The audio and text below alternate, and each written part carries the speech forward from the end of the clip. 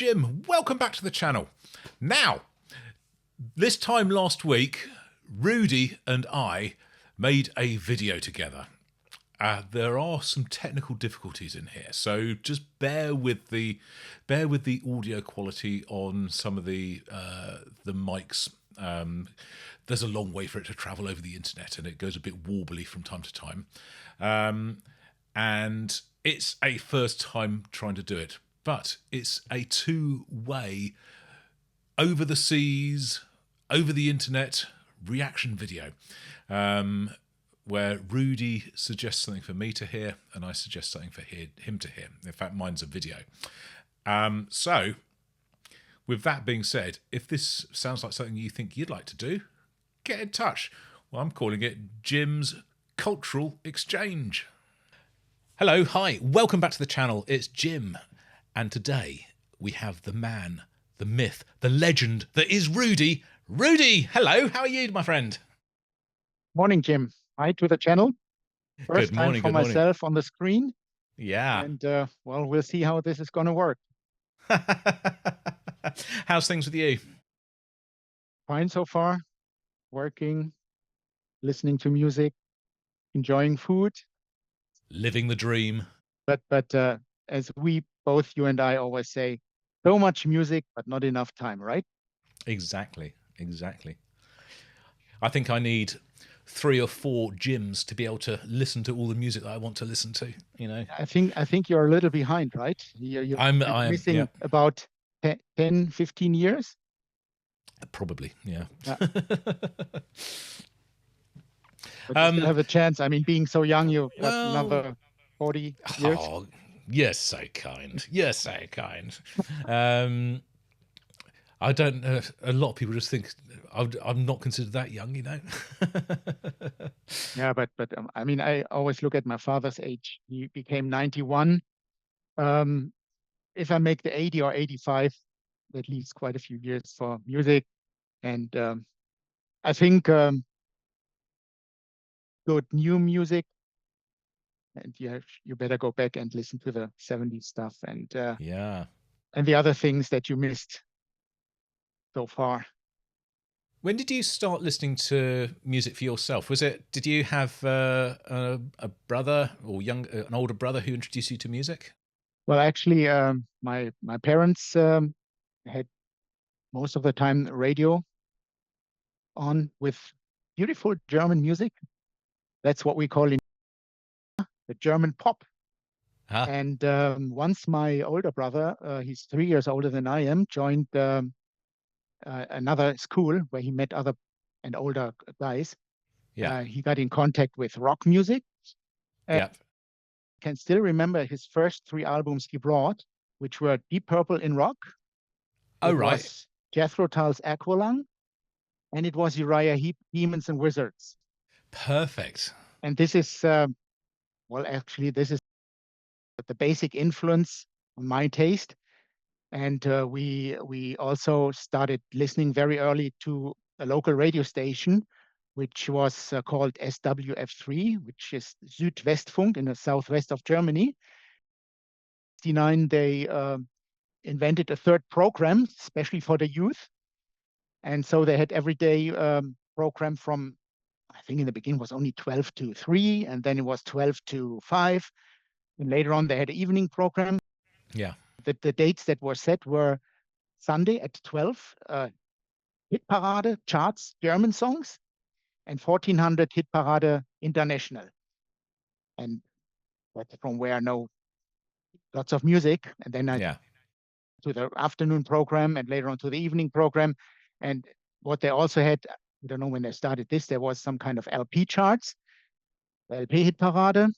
And I became a big fan of this one, even though they played it at night. I don't know, 9 or 10 at night when they were broadcasting the whole evening. Yeah. And it was the time when the listeners sent postcards to vote. That's the day, yes. Stamp addressed envelope or sending in a postcard into, yeah. You know, and the funny thing, just to tell you what silly things I did, when there was an album that I wanted to push further to the maybe number 2 or 1 spot. I can Yes. remember when Kansas Monolith album had come out, and at the same time, I think there was Genesis in the charts. And at that time, I was not a real big Genesis fan, but a huge Kansas fan. So I wrote every week like 3 or 4 postcards, one for my younger brother, one in my name, and one in my girlfriend's name. And you could win. They always gave away, I don't know, 3 or 5 LPs each time. Oh, wow. Every Friday night.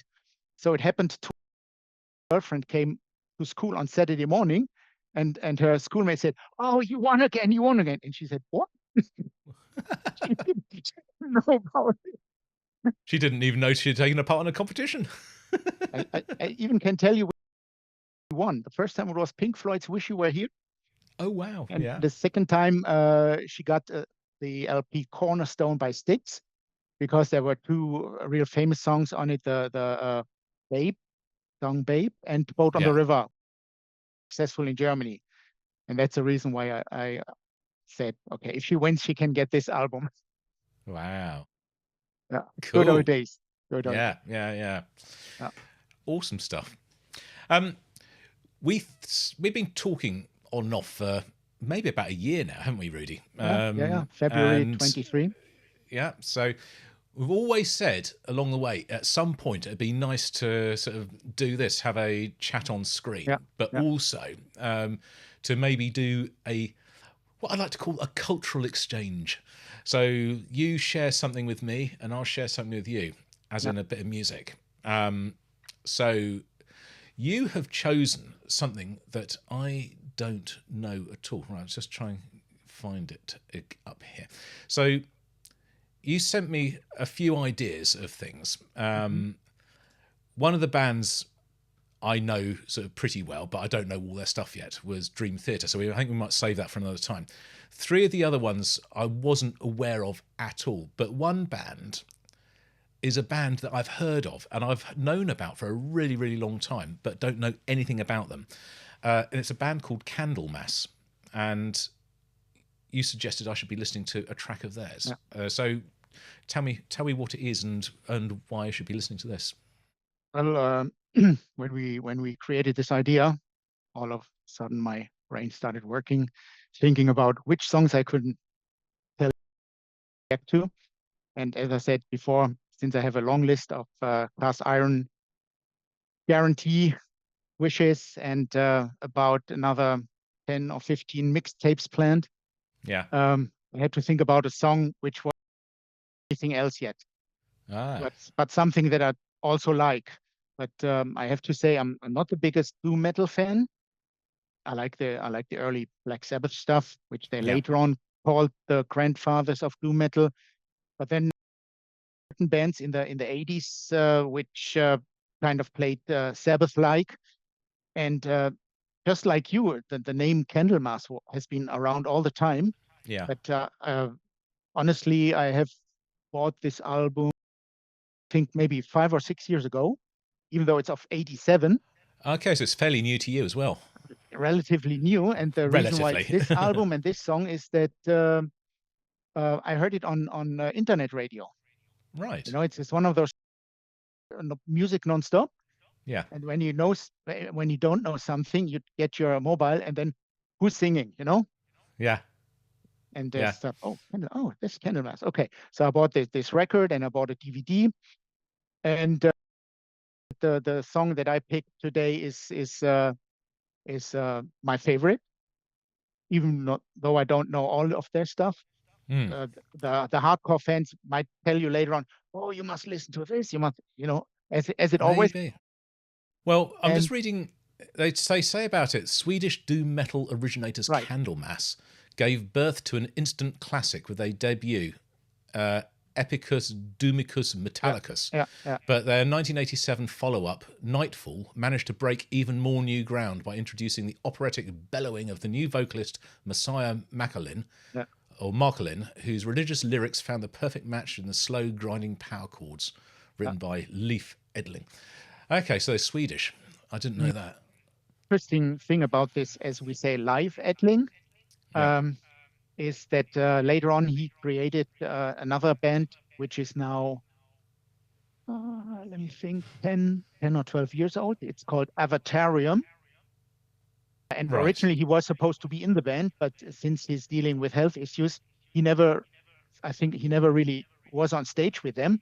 But Oh, he really? did most of the songwriting for them. And the interesting part of it is that the lead singer, Jenny Ann Smith, even though she's Swedish, she used to be a former jazz singer, but she's singing now this metal. Doom metal. Oh, wow. And I once saw them live in Essen. You probably remember where Essen is.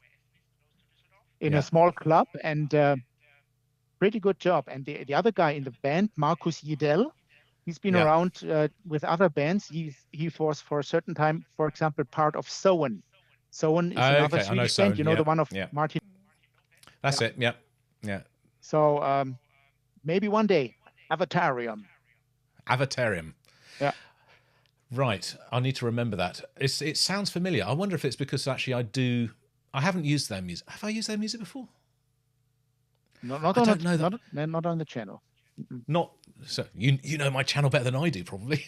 It's just this sick brain, you know, he remembers everything. Yeah. So the song that I've got for you, which we'll come to afterwards, I have had on the channel, but it was about 6 years ago. It was really early on. So if you've not gone back that far, you won't have seen it. And you've said already, I've just asked you, you don't know. But we'll start off with yours. So the song is called At the Gallows End.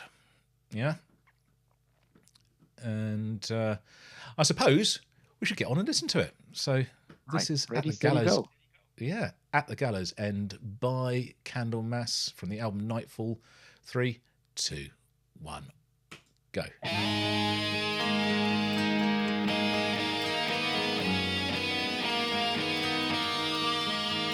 Can you hear that okay?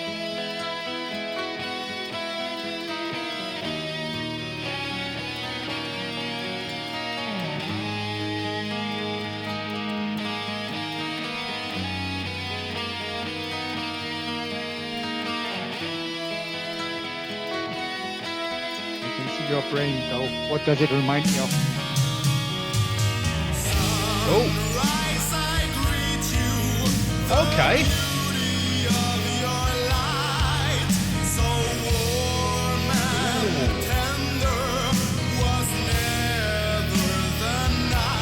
Yes. Better.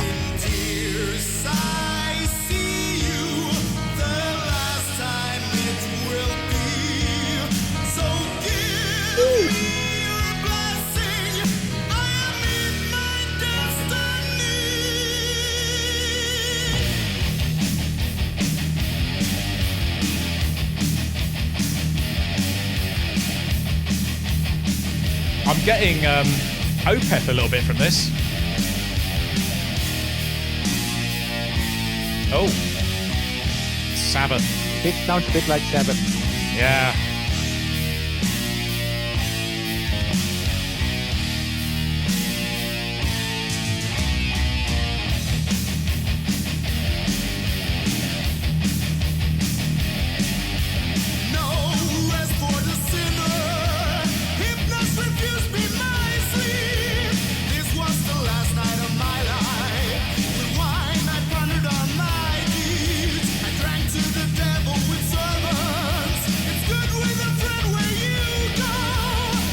Awesome.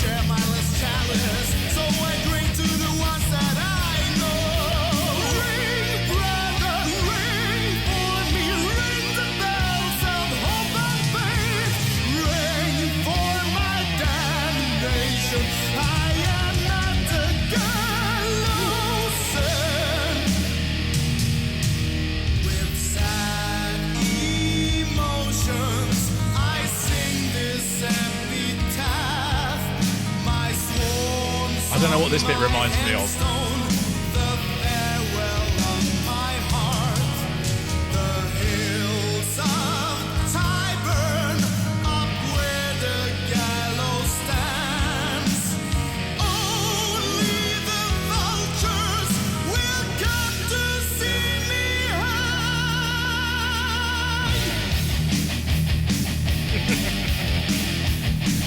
Superb.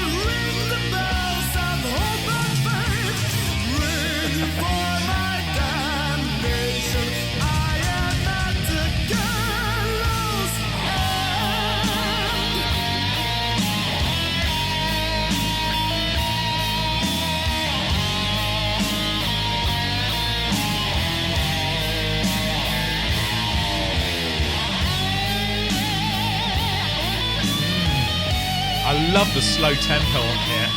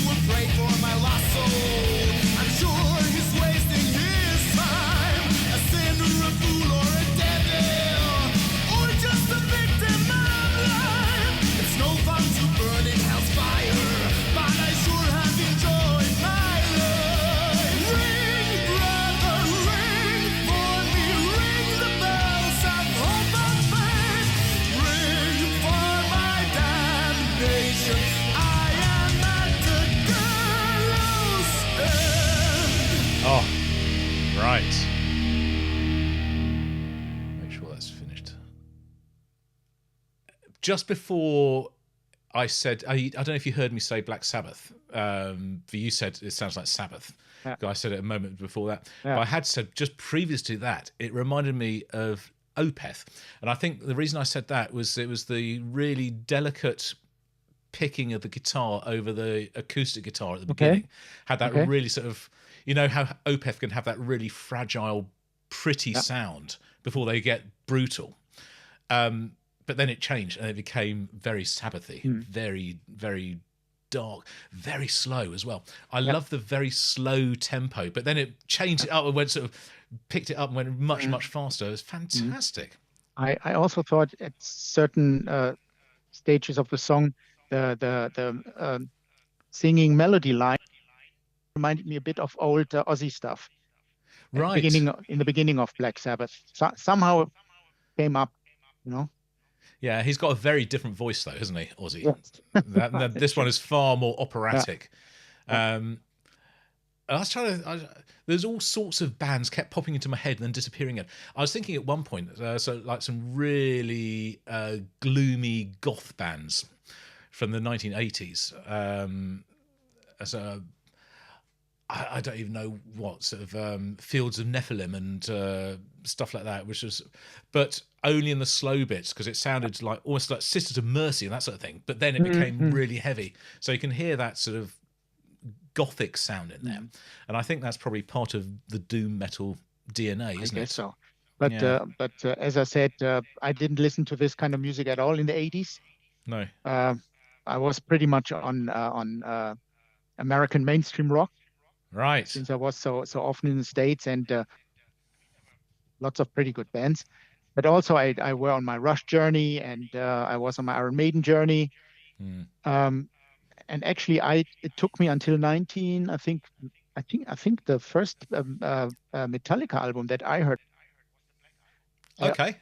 I saw advertisement and everything everywhere for the other albums and also the names of the other bands as Slayer or Megadeth, but they hadn't heard any of these until the early 90s. Right. And the same with Anthrax as well. Yeah, correct. Yeah. These are wow. The other ones. Cool. Yeah. I wouldn't even say it's a negative thing about it, but you could hear when it was recorded because the drum sound.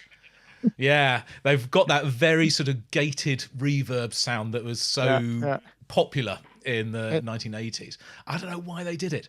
And for some bands, they didn't do it at all. Like Iron Maiden doesn't sound dated because they didn't use that sound. And I think that was a really wise choice because as I had a conversation with somebody the other day, and you'll probably find out about that later in the week. There's another interview I did where he was saying, the best advice he ever received is nothing gets old like a new sound. So a brand new sound gets old very quickly because everyone uses it, and it very much places a piece of music at a certain place in history. But that's absolutely true. So in the 1980s, when everyone was doing that with the drums, it just especially the electric drums. At this time it was a brand new and exciting sound. Yeah. I don't know how well you know the band Saga. They were Saga. one Saga, yeah. They Yeah. were ones who did it, and I also saw them live. And the fun thing Right. was the singer got a small suitcase, Yeah. and he opened it up, and there were like 3 or 4 little drums, and he did some solo on the stage. Right. Right. Fantastic. Oh man. Well, is the rest of the music that you know by Candlemass similar to this? Is this representative I of their would style? say so. Yeah. To at least the ones that I know. Let the experts tell you, because I don't say I'm a Candlemass expert. Not at all. No, Not at no, all. I'm not. I wasn't asking you to be an expert, but in what you've heard so far, this is pretty representative of what you know. So that's From very what I good. know. Yeah. I did when I was sort of getting ready for this. I was sort of I needed to buy the music, obviously, so we could listen to it today. And I was looking at, they have some stuff which is actually brand new as well, released at the minute. So they're still releasing music now. Okay. But obviously I didn't get that because I wanted to get this one from, what is this, 40 years ago? Almost 40 years ago. Yeah, it's really interesting. Right, so it's my turn to return the compliment to you. We'll see. So We'll see what you've got. So I've actually got this as a video, and I don't know if the video is going to play. It'd be really, really interesting if it does. So what I'm going to try and do. Right. Can you see anything? Oh, yeah. Yeah. It's big. Yeah. Okay, so this is called "Rooting for the Bad Guy." It's by a band called the Wildhearts. Mm-hmm. They come from the north of England, and they're fronted by a guy called Ginger Wildheart. Obviously not his real name, but Probably not. No, but they are still around. They're still doing stuff. The lineup changes quite often. This is taken from their album, which is called The Wildhearts, but this is recorded live in the studio. So it's actually them, you can see them playing. But it's quite a long track. It's about 9.5 minutes, as you can see.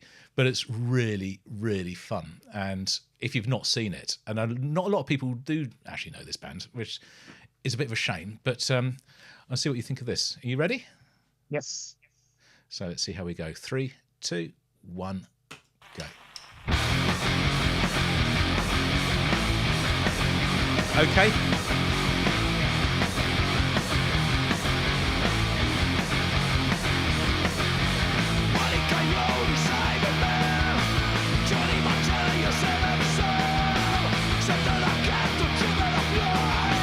Sounds a bit funky.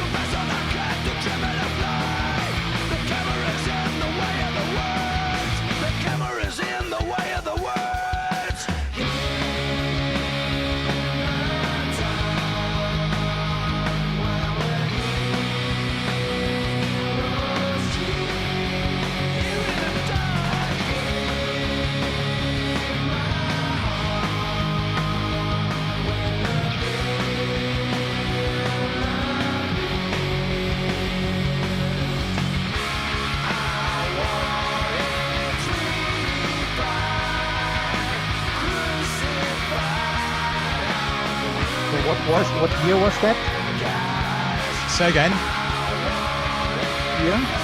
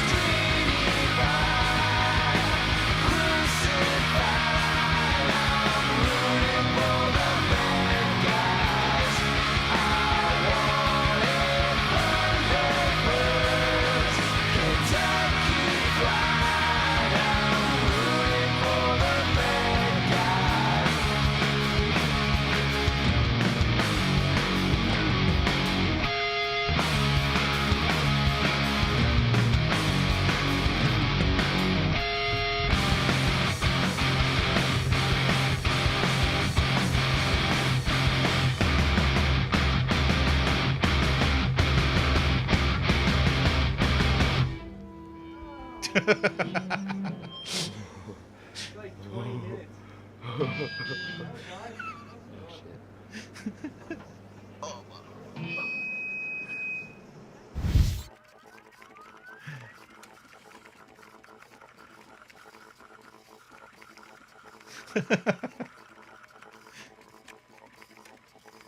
Car. Okay, There. there we go. How's Well, that? pretty wild. Yeah. In the beginning, if you would not have said, I never would have expected a 9-minute song, No.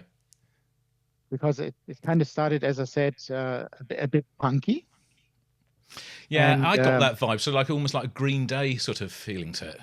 yeah, similar. Yeah. Well, honestly, I didn't understand too much of the lyrics. Only bad guy and I don't know Yeah. what else. Yeah. And well, the song took some real unexpected, for sure, especially the Yeah. one in the middle, the waltz rhythm. Yeah.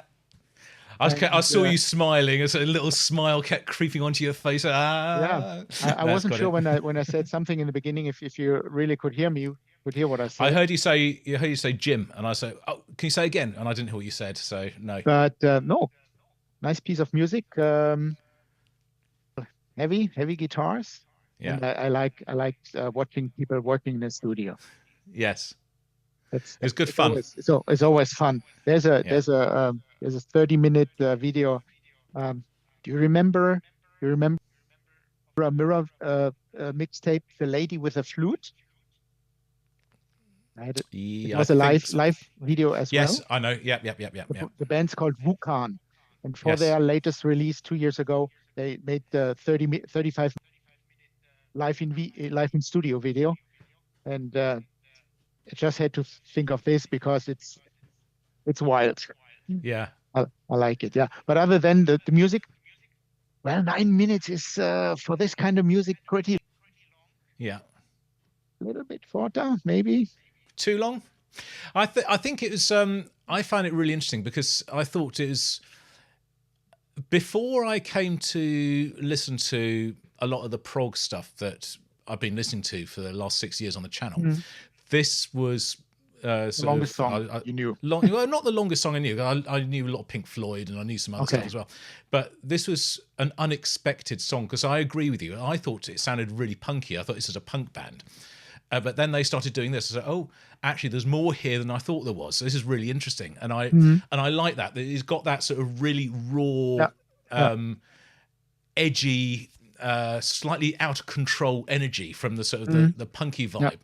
actually to being something which is really musically honed and they know what they're doing. You can really hear what they know what they're doing in that Yeah. middle bit. And I just thought that was a really interesting sort of juxtaposition between the two different things. Yeah. But it's one of those nobody knows, right? Well, they are underground, I'd say. I mean, they've been going for a long time, and they're known that if you're in the right community, people know them. So people who go to a lot of festivals will know Wildhearts. And I think it's mostly in the UK they're known. Although, Devin Townsend, he played with Wildhearts early in his career. He was part of the band for I don't know if it was a year or 6 months, but he was part of their band for a little while. Okay. So there was a little connection there. But yeah, so there you go. Good. And then they're producing records every now and then.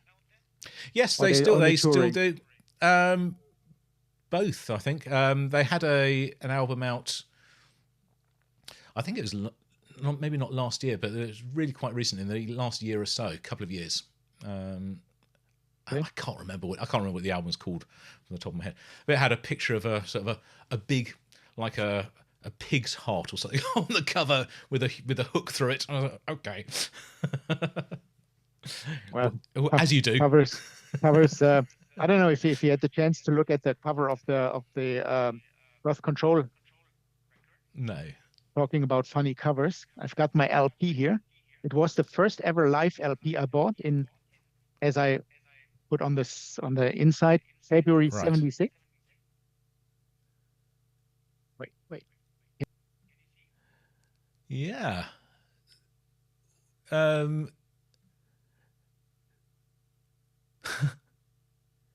the guys So with machine guns and everything inside. Yeah.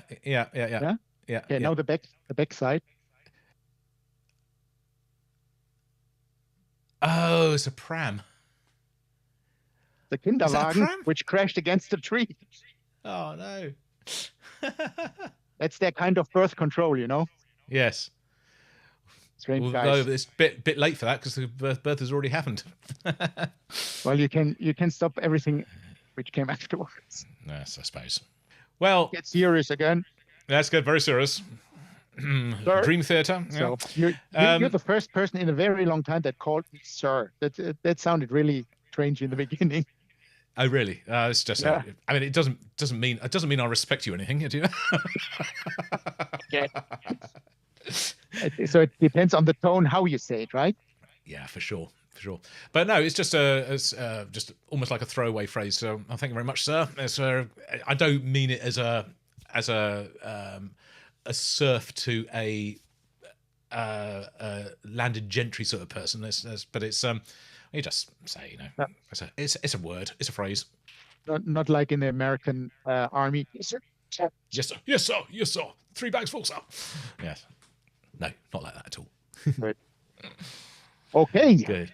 Right. Well, so thanks ever so much for being on here today. And, my pleasure. Big pleasure.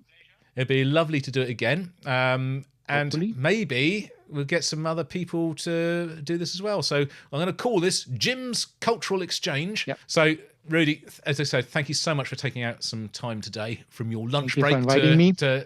Oh, it's been good. And I'll see you next time. All right. Bye. See you. Bye. Tim, take care. Bye. Bye-bye.